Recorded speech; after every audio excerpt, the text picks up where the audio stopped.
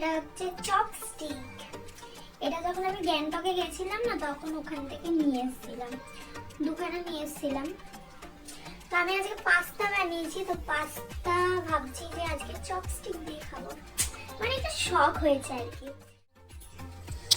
এই যে চপস্টিক আর পাস্তা নিয়ে আমি বসে গেছি, এবার আমি খাবো এইভাবে।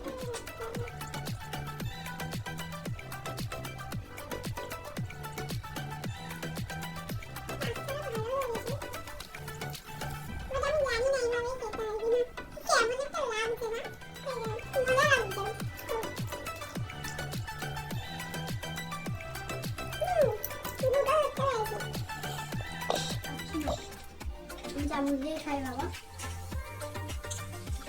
একটু লাইক কমেন্ট করে দিও, হ্যাঁ, সাবস্ক্রাইবটা করে দিও। Tata, good night.